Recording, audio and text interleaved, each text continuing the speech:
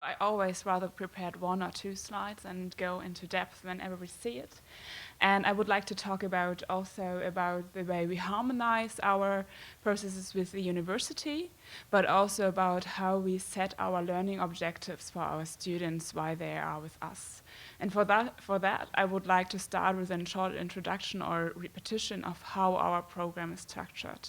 Our students stay with us for a total of 3 years, and it's a 6-semester study, which leads to 6 phases at the university and to 6 practical, we call it internship, within our company.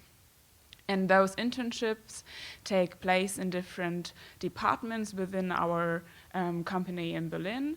And so they get to know different kinds of working and different main fields. And one of the main things we are doing is that every student, as I said, we have about 20 to 25 per year, has a designated manager, which is probably me, and I'm responsible for those 25 people. I'm organizing their entire studies, taking care of the departments they are working in, and also kind of receiving feedback, giving feedback. And one of our main instruments is that we are doing a kind of a development dialogue with our students twice a year. And it always takes place after a practical phase at the university, about 2 weeks after they started their internship. So they can have first insights on how their internship started and also have probably already their gradings from university. And what we are doing on this development dialogue is that the students prepares his own objectives for a discussion, and it's called learning and training objectives. And you can see we have those objectives in 4 different areas, which are the specialist knowledge, the methodological approach, social skills, and personal development.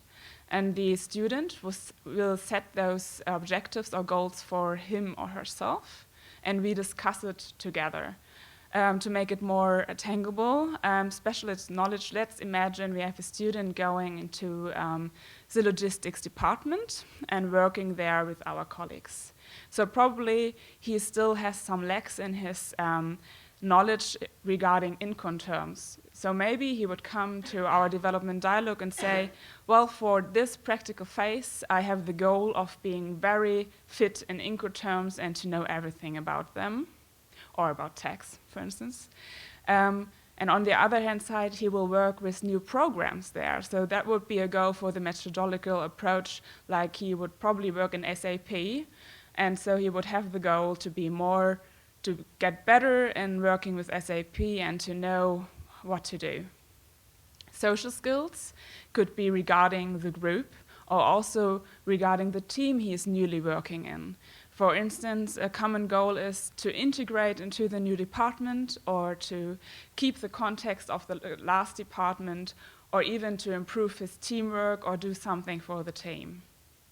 And regarding the personal development, that might be something really personal. Sometimes I do have students setting really personal goals, but often they're kind of mixed with the professional goals. And one could be if they had a theoretical phase at the university and kind of reflected that their learning process wasn't good enough, a personal goal could probably be being better prepared for the next exams. So this is basically how it's done, and usually we discuss it. And in our next development dialogue, we will have a look at it if they reached their personal objectives. And sometimes we, as managers, also give objectives to the student. If we recognize, well, there are certain lacks in special subjects at university, we would go into that and set the goal for the person. And another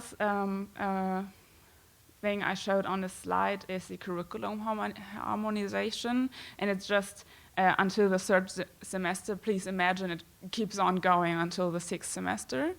So we are having the 1st semester at university, And if we are taking the example of a business student, he would have the subjects like supply chain management or management processes in his first semester at university.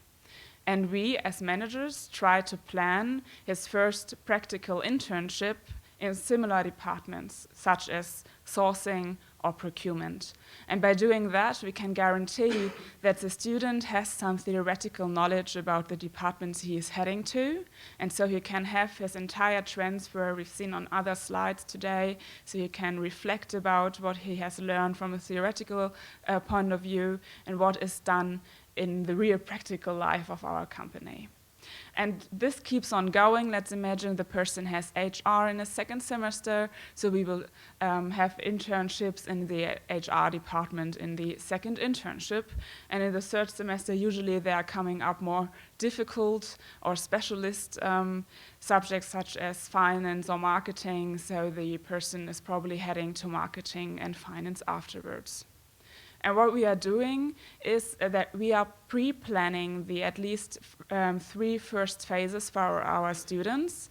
And to say it in a hard way, they have no right to discuss with us where they are going.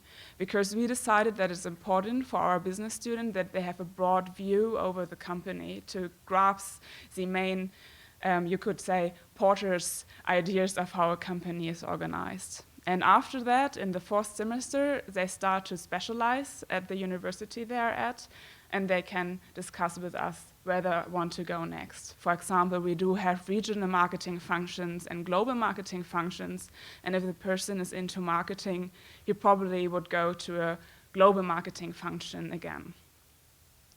Yeah, so that's basically our idea. So first of all, we set learning objectives, or the students set them themselves, and we are keeping the loop close to check them if they've been reached. And on the other hand, we have in mind when we plan the internships what they have learned recently at university to have that closely connected, closely connected, closely connected, closely connected, closely connected.